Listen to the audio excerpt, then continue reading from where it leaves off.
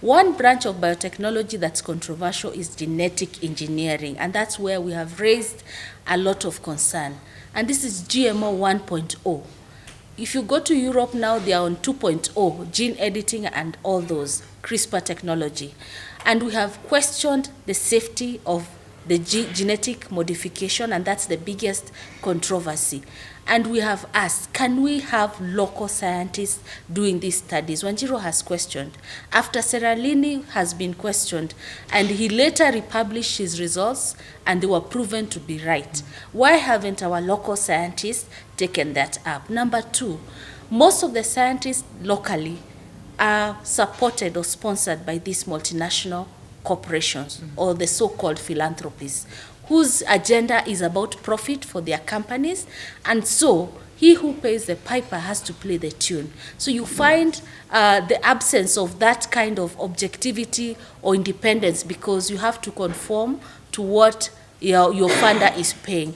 If you look, for example, at GMO cassava, GMO maize, a lot of the research is done in the US, in Iowa, at the Danford Institute, and what is brought here is just some field studies, analysis, very quick, and it is approved. And so we are questioning, why can't we have independence? Because if you look at countries like the US, in the Europe, food security is a national security issue. But we as Kenyans want to gamble with our lives. It will not happen here that I eat GMO and collapse. It takes time. It's not about or get sick, it takes time. And so we are questioning, and as we said earlier, the generation that is responsible for destroying the environment is not the same one that will pay the price. And so it is our responsibility to take up the mantle and speak against these issues. Even if we are one lone voice, like the hummingbird, we want to make a difference for Kenyans to remain alert and aware. Quite shocked and concerned about the recent or the yesterday's statement by our Minister for Trade, when he said that there are so many ways for Kenyans to die, and that's why they have opened up the market for the importation of 10 million bags of GMO maize. We are very concerned because even previously when we have raised concerns in other years, we have been able to bring in case of a shortfall, maize, GMO-free maize from Malawi and other countries that are surrounding us. So why the interest? You know, recently on October 3rd, our president lifted the ban, the 10-year moratorium, and opened the markets.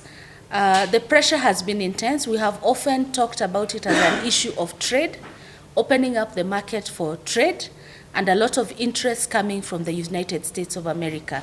You know, even with the trade negotiations, the Americans were very adamant that we need to lift the ban on GMO so that they can bring in duty-free GMO maize into our market. And this has been a real concern.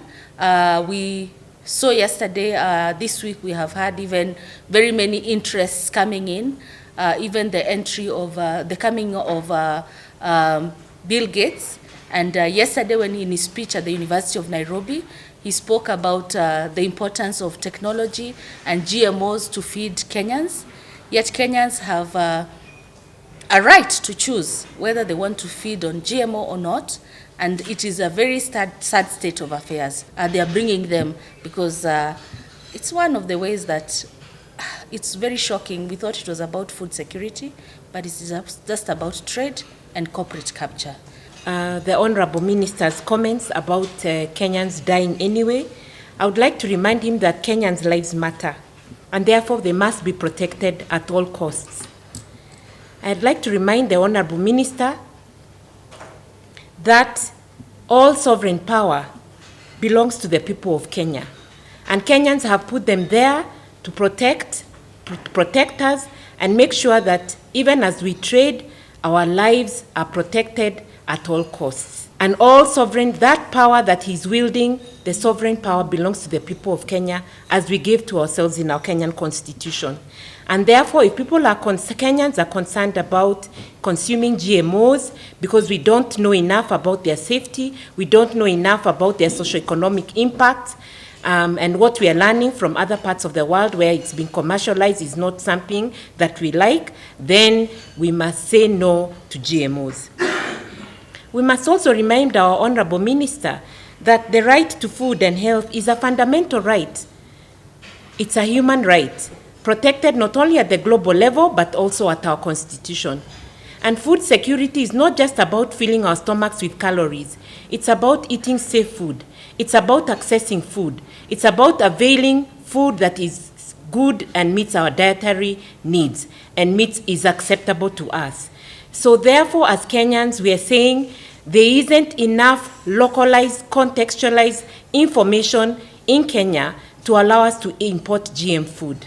The fact that we are going into very stringent commercial kind of farming that is laden with the need for fertilizers, water, and pesticides is a very big worry.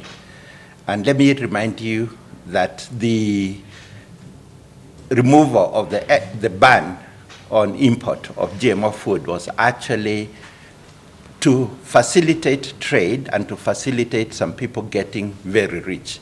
We've seen it, we've studied the statistics over the years. And we know that for the last 10 years, we were not lacking. Right now, like Ann Maina is saying, there is a bumper harvest coming from several quarters in Kenya and other places too. When you bring in GM maize, don't even talk about the GM technology itself. It's the associated technology and the use of glyphosate or Roundup, which becomes a very big issue.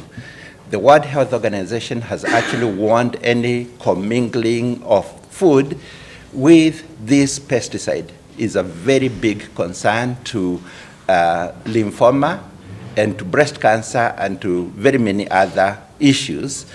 And so if we are getting any GM maize, one, are we obeying all the laws pertaining the production and the allowing of those GMOs into this country, because we are supposed to do every GM food on per case basis? What are the events that are coming in, and what are the public participation procedures that are there in order to allow that particular GM? Is it going to be all mixed together? Is it going to be well labeled in a way that every person has the right to choose, I want this or I want that? That's a very big fundamental choice, and you need to be informed prior to the marketing of this stuff.